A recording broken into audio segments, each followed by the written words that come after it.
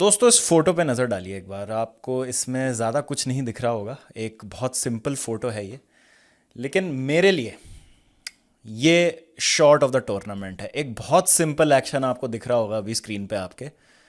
आप सोच रहे होंगे कि क्या है इसमें, कुछ भी नहीं है, बस ये थर्ड मैन की दिशा में बॉल को स्टेयर कर दिया, क्या है ऐसा। जिन लोगों ने ये मैच देखा होगा ना कल, और जिन्होंने देखा कि किस तरीके से जसप्रीत बुमराह की लेट इन स्विंगिंग यॉर्कर पे श्रेयस अय्यर ने ना केवल उसको डिफेंड किया, उसको स्क्वीज किया बाहर, पर उसको चौके में कन्वर्ट किया थर्ड मैन की दिशा में। मेरे लिए दोस्तों ये शॉट ऑफ द टूर्नामेंट है। आई नो बहुत ज़्यादा अगर हम फ्लैम्बॉयंस की बात करते हैं क्रिकेट में तो वो हमारे दिमाग में बहुत टाइम तक रहती है। अगर हम किसी straight down the ground shot की बात करें, जो बहुत खेला आज श्रेयस अय्यर ने, वी में बहुत छक्के लगाया श्रेयस अय्यर ने। कोई ऐसा शॉट हम खेलते हैं, सूर्य कुमार यादव जिस तरीके के शॉट्स लगाते हैं, ए बी डिविलियर्स जिस तरीके के शॉट्स लगा देते, वैसा अगर कोई बल्लेबाज शॉट खेलते तो वो हमें याद रह जाता है। RAM shots, switch hits, reverse sweeps, तरीके की इनोवेशन आ गई है आज की बैटिंग में। लेकिन ये जो एक सिंपल शॉट था ना, मेरे लिए इससे बढ़िया शॉट नहीं खेला गया टूर्नामेंट में। क्यों? कारण मैं आपको बताता हूँ। कॉन्टेक्स्ट दोस्तों बहुत चीज़ों में मैटर करता है। जो हम संदर्भ की बात करते हैं, बात यह है कि एक ऐसा मैच है जो आप कह सकते हैं फाइनल का टिकट ही है। ऑब्वियसली क्वालिफाइड टू है, जो टीम जीतेगी फाइनल में जाएगी, तो स्टेक पे बहुत कुछ है। पंजाब किंग्स यूजुअली एक ऐसी टीम है जिसको आप फाइनल्स में देखते नहीं है, सिर्फ दूसरी बार उन्होंने फाइनल के लिए क्वालिफाई किया है।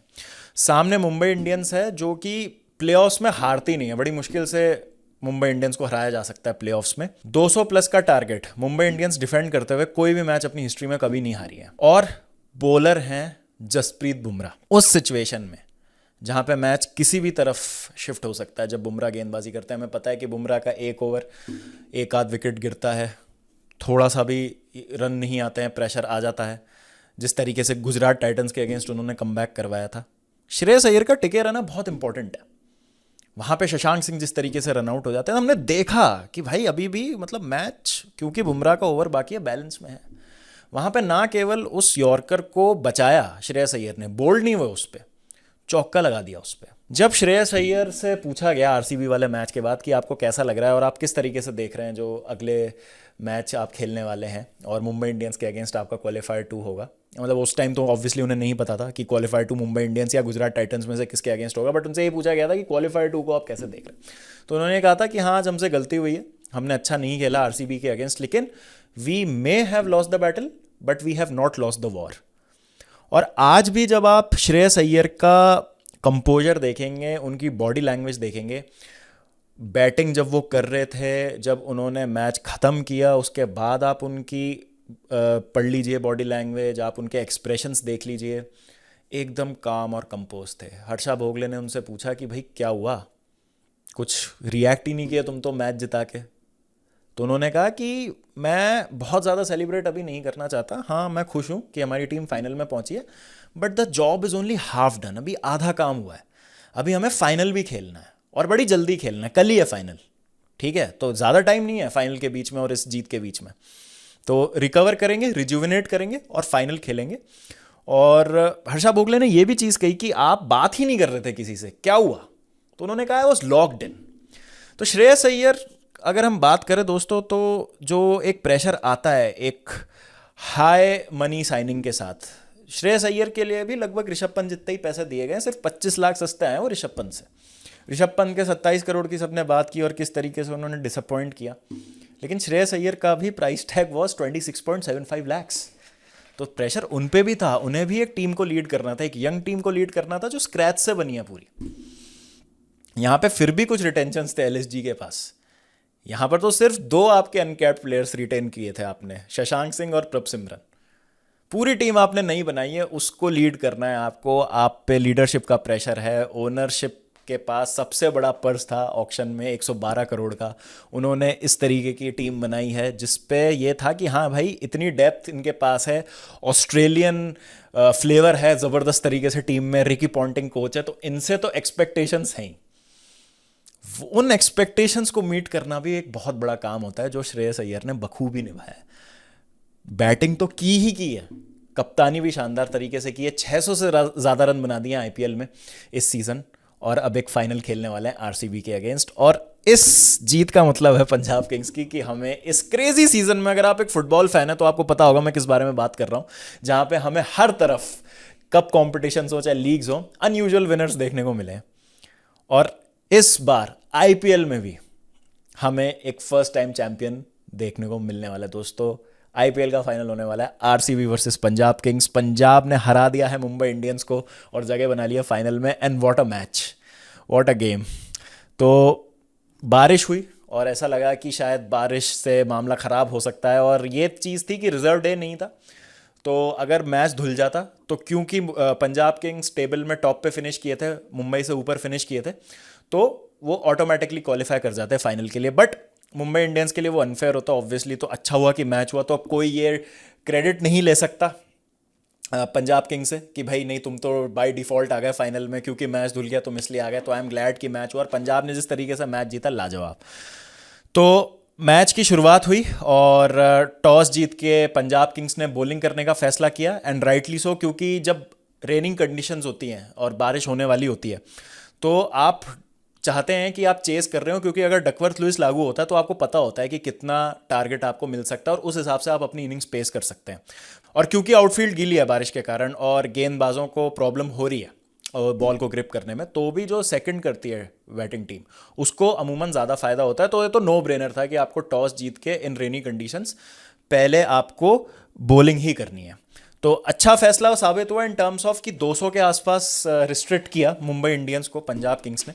लेकिन एक मुंबई इंडियंस की बात थी, जैसा मैंने शुरू में कहा, कि 200 या उससे ज़्यादा का टारगेट डिफेंड करते हुए मुंबई इंडियंस कभी मैच नहीं आ रही थी, तो चेस तो डिफिकल्ट होने वाला था पंजाब किंग्स के लिए। तो ओपनिंग करने आए रोहित शर्मा और उनका साथ दिया जितेंद्र भटार्डेकर ने। पिछले मैच में अच्छी पारी खेली थी बेयस्टो ने, तो आज बेयस्टो ने फिर से अच्छी शुरुआत दी, 38 रन बनाए 24 गेंदों में। रोहित शर्मा को एक जीवनदान मिला, आई थिंक नेल वडेरा ने उनका एक कैच छोड़ा था, लेकिन आज उस जीवनदान को फायदा नहीं उठा पाए। पुल शॉट खेलने गए स्टॉइनिस की गेंद पे और वहां पर कैच थमा बैठे, और ये थोड़ी सी मुझे लगता है एक इशू है इस समय पंजाब किंग्स के लिए कि किस तरीके से न्यू बॉल में किसको ओवर दिया जाए। स्टॉइनिस को दिया, आज उन्होंने एक बहुत इंपॉर्टेंट विकेट लिया रोहित शर्मा का, लेकिन 14 रन उनको पड़ गए। तो काइल जेमिसन का आज जो स्पेल था वो बड़ा ज़बरदस्त था, 4 ओवर में सिर्फ 30 रन दिए उन्होंने, 1 विकेट लिया। अर्शदीप बहुत ज़्यादा महंगे साबित हुए, लेकिन वापसी हुई आज युजवेंद्र चहल की, जिनको अटैक किया काफ़ी ज़्यादा सूर्य कुमार यादव ने। जब जब सूर्य कुमार यादव खेल रहे थे चहल को, तो उनके ओवर की हर बॉल पे, पहली बॉल पे वो अटैक कर रहे थे और काफ़ी उनको रन्स मार रहे थे वो, लेकिन चहल ने उनका विकेट लिया और स्कोरिंग पे एक अंकुश लगाया। उमर जई ने बाद में अच्छी गेंदबाजी की, 2 विकेट उन्होंने लिए। विजय कुमार वेशक ने भी 30 रन दिए 3 ओवर में। तो ठीक है, मतलब ऐसा लग रहा था बहुत ज़्यादा, मतलब खींचतान हो रही थी जो मुंबई इंडियंस की बैटिंग थी ना, कि विकेट चला गया है लेकिन उसके बाद रन्स आ रहे हैं, फिर जैसे ही रन्स आने लग रहे हैं फिर एक विकेट जा रहा है। तो कभी पंजाब के फेवर में जा रहा था मोमेंटम, कभी मुंबई इंडियंस के तरफ जा रहा था मोमेंटम। तो कभी ऐसा लग रहा था कि मुंबई इंडियंस 230 बना देंगे, लेकिन कभी ऐसा लग रहा था कि पंजाब उनको 180 190 पे रोक देंगे। तो बीच में कहीं पे रुक गया उनका स्कोर 203 के आसपास। एंड आई थिंक लास्ट में अच्छी गेंदबाजी की है पंजाब ने। अगर हम मुंबई इंडियंस की एज अ पारी की होल बात करें तो आज तिलक वर्मा नंबर 3 पर आए थे, 44 रन उन्होंने बनाए 29 गेंदों में। सूर्या ने बनाए 26 गेंदों में 44 रन। और सूर्या पे मैं बस 2 मिनट बात करना चाहता हूँ कि बहुत ही बेहतरीन उनका आईपीएल रहा है। बहुत क्रिटिसाइज़ किया गया था उनको पिछले कुछ समय में, लेकिन जिस तरीके की उन्होंने कंसिस्टेंसी दिखाई है, 700 प्लस रन बनाए हैं इस सीज़न।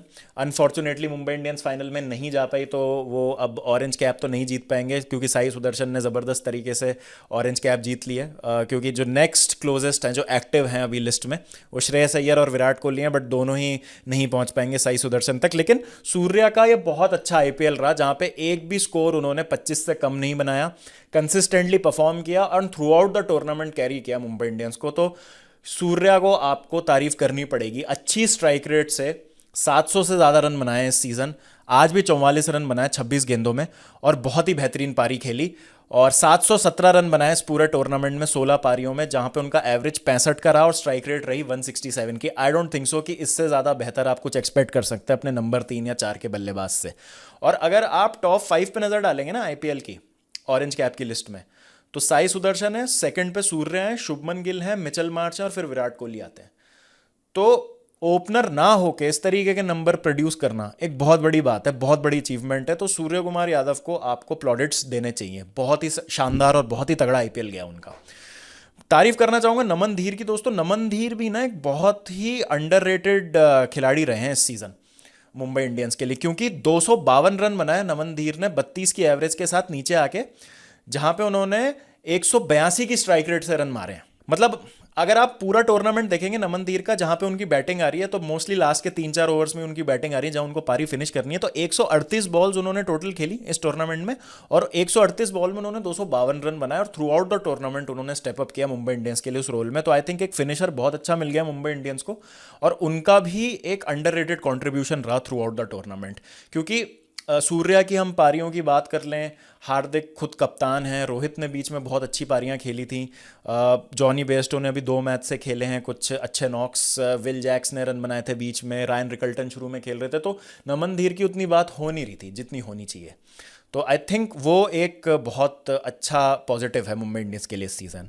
हार्दिक पांड्या को रोक लिया लास्ट में, मुझे लगा था कि और एक्सेलरेट करेंगे वो, लेकिन 15 रन ही बना पाए 13 गेंदों में। थोड़ा सा और अगर वहाँ पे पुश करते तो शायद 203 का 215 220 हो सकता था, लेकिन जैसा मैंने कहा पंजाब ने लास्ट में अच्छा काम किया जो रोक दिया मुंबई इंडियंस को 203 के टोटल पे। यहीं पे ही जब पारी की शुरुआत हुई, प्रभसिमरन आज फिर से कुछ खास कर नहीं पाए, 6 रन पे आउट हो गए। ऑल्दो उनका आईपीएल भी अच्छा जा रहा है, 500 प्लस रन वो बना चुके हैं। प्रियांश आर्या प्रॉमिसिंग लग रहे थे, 10 गेंदों में 20 रन बनाए, लेकिन मेरे ख्याल से एक बहुत इंपैक्टफुल पारी खेली जॉश इंग्लिश ने। 38 रन बनाए उन्होंने 21 गेंदों में, लेकिन उस 38 रन की हाईलाइट ये थी कि बुमराह के पहले ओवर में 20 रन बनाए उन्होंने, जो कि बहुत इंपॉर्टेंट है, क्योंकि जो सामने वाली टीम है अगर उसके बेस्ट बॉलर को आप शुरू में ही इतना बुरा लताड़ देते हैं और इतना उसको मार देते हैं, 20 रन बना देते हैं, और बुमराह को मारना कोई आसान काम नहीं है। बुमराह की इतनी मैंने प्रेस गाई है और बनती भी है बुमराह को प्रेस करना, जिस तरीके से वो गेंदबाजी करते हैं। लास्ट मैच में भी जब हमने उनकी बात करी थी गुजरात टाइटंस के अगेंस्ट, तो ये जो काउंटर अटैक था ना जॉश इंग्लिश का बुमराह के ऊपर, आई थिंक इसने टोन सेट कर दिया जो पारी थी किंग्स की।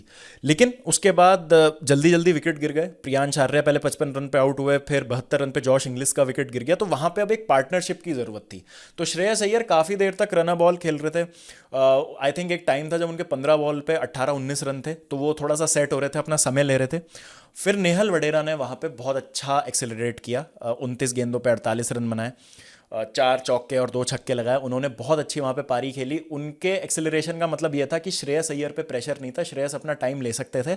और फिर आया रीस टॉपली का ओवर, जहाँ पे श्रेयस अय्यर ने उन्हें 3 छक्के लगातार लगाए, और वहाँ से मोमेंटम फिर पूरा पंजाब की तरफ शिफ्ट हो गया, और वहाँ से फिर मुंबई इंडियंस कमबैक ही नहीं कर पाए पूरे मैच में। उस मोमेंट से दोस्तों हमने आईपीएल के प्लेऑफ्स के इतिहास की वन ऑफ द बेस्ट पारी देखी है। दी बेस्ट नहीं बोल सकते, सब्जेक्टिव होता है, क्योंकि हर बंदे का अलग नज़रिया होता है क्रिकेट देखने का। आपको फाफ की 2018 की पारी अच्छी लग सकती है प्लेऑफ की, रैना की वो एक पारी थी जो एक लूजिंग कॉज में आई थी, रजत की 2022 की पारी जो थी एलिमिनेटर में एलएसजी के अगेंस्ट। बहुत अच्छी अच्छी पारियां देखी हमने। ये पारी उस ब्रैकेट में आती है। द बेस्ट इनिंग कौन सी है प्लेऑफ हिस्ट्री में, वो आपका सब्जेक्टिव डिसीजन है, बट अगर हम डिस्कस करें कभी, तो ये पारी उस कॉन्वर्सेशन में होनी चाहिए दोस्तों। उसके बाद तो श्रेयस अय्यर ने किसी गेंदबाज को छोड़ा ही नहीं, और जो जसप्रीत बुमराह को टैकल किया उन्होंने उस ओवर में, पहले ट्रेंट बोल्ट को मारा, जिस तरीके से ट्रेंट बोल्ट वाइड यॉर्कर्स डालना चाह रहे थे, श्रेयस अय्यर ने उनको स्क्वीज कर करके गैप में मारे रन। अश्विनी कुमार को अच्छा उन्होंने टैकल किया। अश्विनी ने नेहल वडेरा का विकेट लिया, लेकिन उस ओवर की आखिरी बॉल पे भी जो गलत बॉल डाल दी थी उन्होंने लेग साइड में श्रेयस अय्यर के, आपको याद हो, तो उस पर भी छक्का लगा दिया स्क्वायर लेग के ऊपर से। तो कोई भी अगर आज लूज बॉल मिली ना श्रेयस अय्यर को, उन्होंने उसका फायदा उठाया, उसको डिस्पैच किया, खुद को बैक किया, क्योंकि श्रेयस अय्यर की जो बैट स्पीड है ना बड़ी गजब है। और उन्होंने जो उसने स्टांस में जो अपने उन्होंने एडजस्टमेंट किया ना, थोड़ा सा हल्का सा ओपन स्टांस हो गया उनका, जिसकी काफ़ी बात भी हो रही, काफ़ी डिस्कशन भी हो रहा है। उसने उनको शॉर्ट बॉल खेलने को भी इनेबल किया है, प्लस उनकी रीच बढ़ गई है। मुझे ऐसा लगता है कि थोड़ी सी जो बॉल होती है ना, जो कभी भी पहुंच नहीं पाते थे, तो उन पे भी पहुंच रहे, प्लस क्रैम्प नहीं हो रहे रूम के लिए, आर्म्स फ्री करके बड़ी ज़बरदस्त तरीके से मारते। वो तो खैर हमेशा से ही मारते थे, बट कंसिस्टेंसी जब आती है ना, प्लेयर का एक पर्पल पैच चल रहा होता है, तो उसको पूरा फायदा उठाना चाहिए। And I think Shreyas Iyer ने बखूबी किया वो इस सीजन। और अगेन जैसे मैंने शुरू में कहा, कॉन्टेक्स्ट बहुत मैटर करता है। एक under pressure high stakes match में आपने इस तरीके की पारी खेल दी against the best team in the competition history. मतलब सीएसके और एमआई की अगर हम बात करते हैं हिस्टोरिकली, 2 सबसे सक्सेसफुल टीम्स, उससे बड़ी बात कुछ हो नहीं सकती दोस्तों। श्रेयस अय्यर का ख़त्म हुआ नॉक 41 गेंदों पे 87 रन पे, 4 छक्के जो मारे अश्विनी कुमार को लास्ट में, उन्होंने कहा मैच लेके ही क्यों जाना है लास्ट ओवर तक। पहले ही ख़त्म कर दो। बहुत इंटेलिजेंट इनिंग्स, स्ट्राइक रोटेशन बड़ा ज़बरदस्त किया, लूज बॉल्स को मारा, एक बार भी कोई चांस नहीं दिया, ऐसा नहीं लगा कि श्रेयस अय्यर का कैच छोड़ा हो या बच गए हो, बीट हो रहे हो, सरवाइव कर रहे हो जैसे तैसे। और वहाँ से अपनी टीम को फिनिश लाइन क्रॉस कराई, और जैसा मैंने कहा लॉक्ड इन है, नज़र पूरी अब फाइनल पे है। और देखते हैं अब क्या होता है, क्योंकि बहुत ज़बरदस्त फाइनल होने वाला है।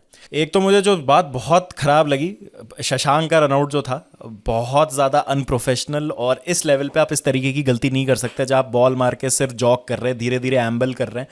रनआउट हो गए वहाँ पे, महंगा साबित हो सकता था पंजाब किंग्स के लिए। और मैच के बाद जब सब लोग श्रेयस अय्यर को कॉन्ग्रेचुलेट करना है, तो आप देख सकते हैं कि श्रेयस अय्यर ने क्या बोला है शशांक को। हीट ऑफ द मोमेंट की बात है, बट डिसअपॉइंटमेंट अपना ज़रूर जताया श्रेयस अय्यर ने शशांक पे। मुंबई इंडियंस की बात करूँ तो टॉपली बहुत महंगे साबित हुए। बुमराह को आज नलीफाई कर दिया श्रेयस अय्यर की शानदार बैटिंग ने, और मोमेंटम बनाया था जॉश इंग्लिश ने। जो जॉश इंग्लिश ने 20 रन मारे ना बुमराह को, वो मेरे ख्याल से बहुत क्रूशल 20 रन थे जो उनके पहले ओवर में पड़े उनको। एक बात जो मुझे थोड़ी सी खटकी कि क्या मिचेल सैंटनर को और इस्तेमाल कर सकते थे हार्दिक पांड्या, क्योंकि अब ना हार्दिक पांड्या की कप्तानी पे बहुत ज़्यादा सवाल उठ रहे हैं। क्योंकि सैंटनर और खुद पांड्या ने मिला के ना आज अच्छी बॉलिंग की थी, दोनों ने 4 ओवर मिला के 34 रन दिए थे। तो जिस तरीके से बाकी लोग पिट रहे थे, आई थिंक ये दोनों आके बीच में 1 ओवर तो डाल ही सकते थे। क्योंकि हार्दिक, आपको ध्यान हो तो, अपने पहले ओवर में उन्होंने 3 रन देके सिर्फ जॉश इंग्लिश को आउट किया था। तो क्या हार्दिक 1 ओवर खुद डाल सकते थे बीच में? क्यों रीस टॉपली को वो ओवर दिया? क्योंकि उस ओवर से पूरा मोमेंटम चेंज हो गया। प्लस दोनों राइटी खेल रहे थे, तो सेंटनर को ओवर ना देना जीटी के अगेंस्ट समझ आता है, क्योंकि वहाँ लेफ्टी लेफ्टी खेल रहे थे, वॉशिंगटन सुंदर और साई सुदर्शन, और फिर रदरफर्ड आना बाकी थे, तेवती आना बाकी थे। तो समझ आता है कि left arm spinner, left handed बल्लेबाजों को नहीं डाल रहे गेंद, क्योंकि यहाँ पे दोनों राइटी खेल रहे थे बीच में, इंग्लिश और श्रेयस अय्यर। फिर बाद में चलिए वडेरा आ गए थे, लेकिन क्या एक चांस लिया जा सकता था? क्योंकि सेंटनर ना कोई नौसिखिए बॉलर नहीं है, कोई यंगस्टर नहीं है भाई, कप्तान है न्यूजीलैंड के, तो इतना एक्सपीरियंस है उनके पास। भले ही कोई लेफ्टी सामने खेल रहा हो, गिवन थोड़ी है कि सेंटनर मतलब मार ही खाएंगे। तो मुझे लगता है थोड़ा अंडर यूटिलाइज किया गया उनको हार्दिक पांड्या के द्वारा इस टूर्नामेंट में। और आपको याद हो तो सेंटनर ही थे जिन्होंने मोमेंटम पूरा चेंज किया था। एक मैजिकल मोमेंट था ना डीसी के अगेंस्ट, जब करुण नायर को बोल्ड किया था सेंटनर ने, वहीं से ही मुंबई इंडियंस की वापसी हुई थी इस कंपटीशन में। शायद वहाँ पे वो चीज़ हो सकती थी।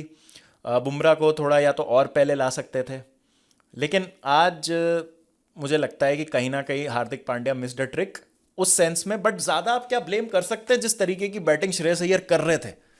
क्योंकि कभी कभी क्या होता है कि ऑपोजिशन इतना ज़बरदस्त तरीके से खेलता है ना कि you have to only tip your hat, और भाई आपको अप्रिशिएट करना पड़ता है। बट आप ना बस तारीफ कर सकते हैं सामने वाले की कि भाई मैंने की कोशिश, बट तू भाई इतना बढ़िया खेल गया कि मेरे पास कोई जवाब नहीं था। अंडरस्टैंडेबली काफ़ी डिजेक्टेड थे हार्दिक पांड्या, बहुत दुखी लग रहे थे, ऐसा लग रहा था रो ही देंगे, आंखों में आंसू तो थे ही उनके। लेकिन श्रेयस अय्यर ने अपना वादा पूरा किया। अब जो एक सवाल उठा था पंजाब किंग्स पे, प्रेशर था ओनर्स पे भी कि 112 करोड़ का पर्स है, क्या इसको मैसअप तो नहीं कर देंगे? क्योंकि हमने देखा है कि कभी कभी ज़्यादा पैसा अगर टीम्स के पास होता है तो ऑक्शंस में गलत डिसीजंस ले लेते हैं, वो ओवर पे कर देते हैं कुछ प्लेयर्स के लिए, वो प्लेयर्स ले लेते हैं जिनकी ज़रूरत नहीं होती, बैलेंस आउट हो जाता है टीम्स का। लेकिन यहाँ पे पंजाब किंग्स ने ना टीम तो बहुत अच्छी बना दिया, फाइनल तक भी पहुँचा दिया है। अब बस वो एक मैच जीतने की बात है।